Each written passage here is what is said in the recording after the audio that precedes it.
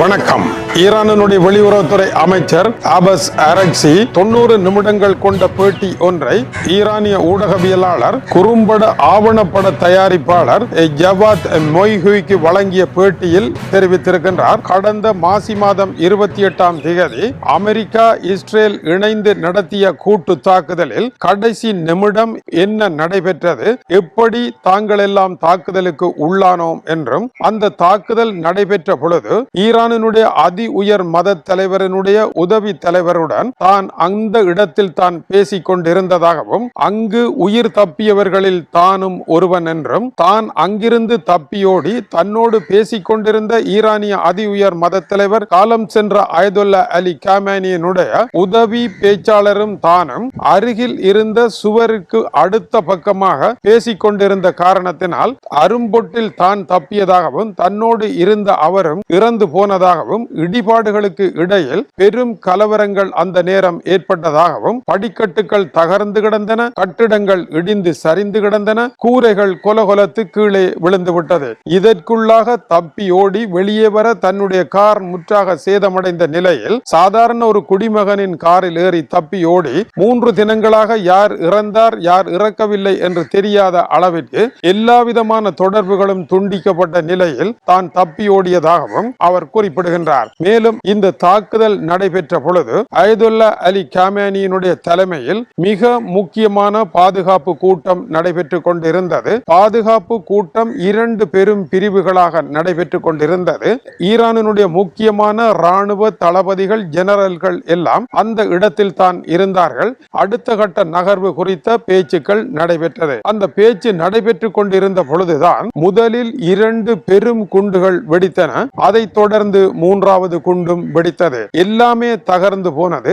ஆனால் அவர் குறிப்பிடுகின்றார், இதில் இருக்கின்ற பலவீனம் என்ன, தங்களுடைய நாட்டினுடைய உளவு பிரிவு இப்படி ஒரு ஆபத்து இருப்பதை முன்னரே கண்டுபிடிக்க தவறிவிட்டது. 2வது, தாங்கள் எல்லோரும் இந்த இடத்தில் கூடுகின்றோம், இது சரியாக எல்லோரையும் தாக்குகின்ற தருணம், இதை சரியான முறையில் உளவறிந்து அமெரிக்கர்களுக்கு கொடுத்தது, இஸ்ரேலியர்களுக்கு கொடுத்தது தங்களுக்கு உள்ளே இருக்கின்ற உளவாளிகள் தான் என்றும், இது மிக பலவீனமான ஓட்டை என்றும், இதுவரை 6500 பேர் வரை இவ்வாறு தகவல் கொடுத்திருக்கலாம் என்று கைது செய்யப்பட்டிருப்பதாக அவர் குறிப்பிடுகின்றார். ஆனாலும் இந்த ஓட்டையை இந்த நிமிடம் வரை தங்களினால் அடைக்க முடியாமல் இருப்பதை அவர் ஒப்புக்கொண்டு இதுவே தங்களுடைய பலவீனம் என்றும் அவர் தெரிவிக்கின்றார்.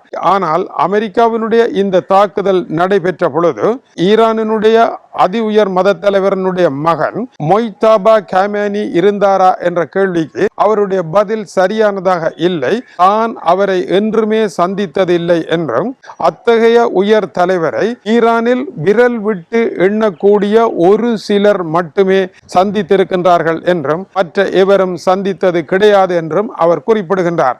ஆனால் மேலை நாட்டு ஊடகங்கள் மொய்தாபா காமேனி அன்றைய தினம் அங்கிருந்ததாகவும், அவரும் படுகாயமடைந்திருக்கின்ற காரணத்தினால் பொது வழியில் தோன்றாமல் இருக்கின்றார் என்று செய்திகளை வெளியிட்டு வருகின்ற நிலையில் அவரை தான் கண்ணால் கண்டதே இல்லை என்றும் அபாஸ் அரக்சி குறிப்பிட்டிருக்கின்றார். அப்படியானால் இந்த தாக்குதல் நடைபெறும் என்பதை நீங்கள் முன்னரே அறிந்திருந்தீர்களா என்ற கேள்விக்கு, இப்படி ஒரு தாக்குதல் தவிர்க்க முடியாது என்பதை தாங்கள் அறிந்திருந்ததாகவும், ஓமானில் அமெரிக்காவுடன் நடைபெற்ற பேச்சுக்களில் ஈரான் தன்னுடைய யுரேனியம் செறிவூட்டல் நடவடிக்கைகளை எக்காரணம் கொண்டும் குறைக்க முடியாது, நிறுத்த முடியாது என்று பிடிவாதமாக நின்றதாகவும், அது அமெரிக்க அதிபர் டொனால்ட் ட்ரம்பை கடும் சீற்றத்திற்கு உள்ளாக்கிய தருணம் என்றும், தாக்குதலை தவிர வேறு வழியற்ற நிலைக்கு அவரை கொண்டு சென்ற தருணமாகவும் அமைந்ததை அரக்சி ஒப்புக்கொள்ளுகின்றார். அதைத் தொடர்ந்து ஈரானினுடைய அதிபர் மசூத் பெசஸ்கியானுடன் தான் பேசிய பொழுது போர் மேகங்கள் மணக்கின்றன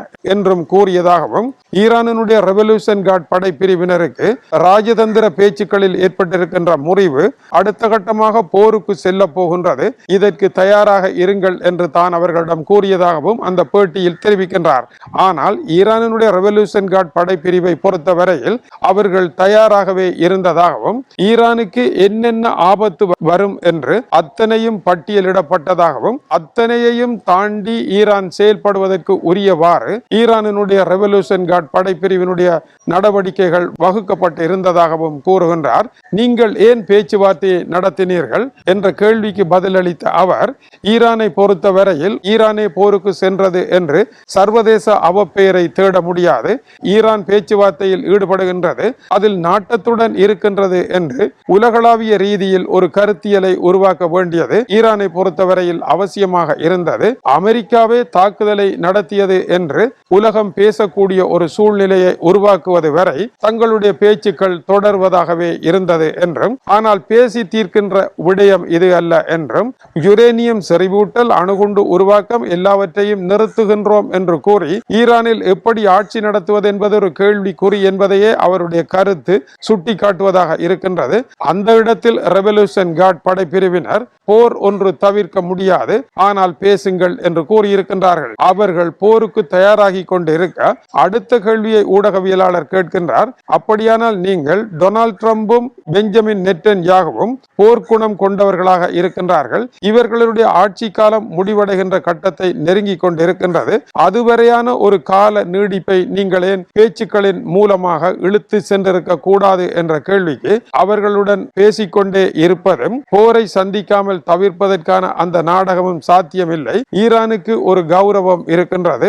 அவர்களை தாமதிக்க வேண்டுமாக இருந்தால் ஈரான் தன்னை விட்டு கொடுப்பது போன்ற ஒரு நாடகத்தை நடத்த வேண்டும். அது ஈரானினுடைய தன்மானத்திற்கு பெரும் இழுக்காக அமைந்துவிடும். அதனால் அதை செய்ய முடியவில்லை. எனவே போரை சந்திக்க வேண்டிய நிலை இருந்தது. அப்படியானால் அமெரிக்காவினுடைய உப அதிபர் ஜே.டி. வான்ஸ் ஈரானினுடைய ஏவுகணை கட்டமைப்புகள் 1/3 பகுதி அமெரிக்காவினால் முற்றாக நாசம் செய்யப்பட்டு விட்டது என்று கூறினாரே, அது சரியா என்ற கேள்விக்கு அப்படி எதுவும் நடைபெறவில்லை என்றும், அமெரிக்கா இதைத்தான் செய்யும் என்று தங்களுக்கு தெரியும் என்றும், அதனால் ஈரானினுடைய ஏவுகணை கட்டமைப்புகள் என்பது முற்றிலும் மாற்றியமைக்கப்பட்டு அமெரிக்கா அறியாத வேறொரு விதமாக அது செயற்படுவதனால் அமெரிக்கா இதை கண்டுபிடிக்கவில்லை. அதனால் தான் அவர்கள் பழைய கதையை பேசிக் கொண்டிருக்கின்றார்கள். ஈரானினுடைய ஏவுகணை தாக்குதல் அப்படி ஒன்றும் அழிந்து போய்விடவில்லை. மேலும் ஈரானினுடைய ஏவுகணை பிரிவிற்கு பொறுப்பாக இருந்த இந்த தாக்குதலில் மரணமடைந்து போன தளபதி இதற்கு முன்னரே 12 நாட்கள் இஸ்ரேல் அமெரிக்கா நடத்திய போரில்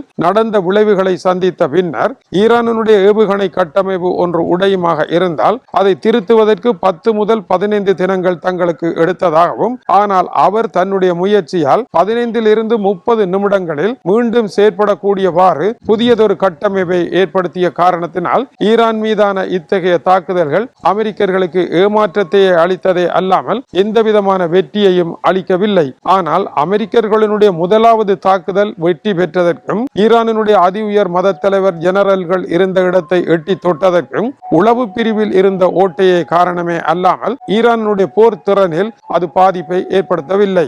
அப்படியானால் ஹோர்முஸ் நீரிணையை நீங்கள் தற்காலிகமாக மூடலாம் என்று கண்டுபிடித்தீர்களா, இல்லை நன்கு திட்டமிடப்பட்டதா என்ற கேள்விக்கு ஈரானினுடைய ரெவல்யூஷன் கார்ட் படைப்பிரிவினரிடம் இந்த போரில் ஓர் உத்தியாக ஹோர்முஸ் நீரிணையை மூடுவது அவர்களுடைய திட்டமாகவே இருந்தது. ஏதோ இது தற்செயலாக நடந்தது அல்ல.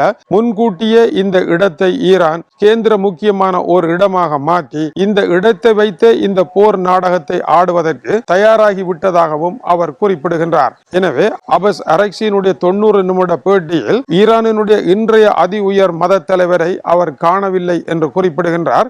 ஆனால் அவர் தலைமறைவாக இருக்கின்றார். அவரை ஒரு சிலர் மட்டும் காண முடியும் என்கின்ற செய்தி ஈரானினுடைய அடிப்படை ஆட்சி கட்டமைப்பு, அதாவது முல்லாக்களினுடைய ஆட்சி கட்டமைப்பு அமெரிக்காவினால் மாற்றப்பட்டு விட்டது என்ற அமெரிக்க உப அதிபரனுடைய கருத்து பிழையானது. எந்த விதமான மாற்றமும் இல்லாமல் அது அப்படியே இருக்கின்றது என்று அவர் குறிப்பிட்டிருக்கின்றார். அமெரிக்காவினுடைய தாக்குதலை எதிர்கொள்வதற்கு ஈரான் தயாராக இருக்கின்றது என்பதையும் அவர் திட்ட தெளிவாக கூறுகின்றார். இந்த காணொளியை டென்மார்க்கினுடைய ஜூலன் போஸ்டனுக்கான மத்திய கிழக்கு விவகார செய்தியாளர் துருக்கியினுடைய 2வது தலைநகர் இஸ்தான்புல்லில் இருந்து எழுதி அனுப்பிய கட்டுரை இன்று காலை டென்மார்க் ஜூலன் போஸ்டனில் வெளியாகி இருக்கின்றது. இந்த கட்டுரை சொல்லுகின்ற செய்தி, ஈரானினுடைய போர்க்களத்தில் இதுவரை நடைபெற்ற போர்களில் எந்தவிதமான மாற்றமும் இல்லாத ஒரு நிலையை காணப்படுகின்றது.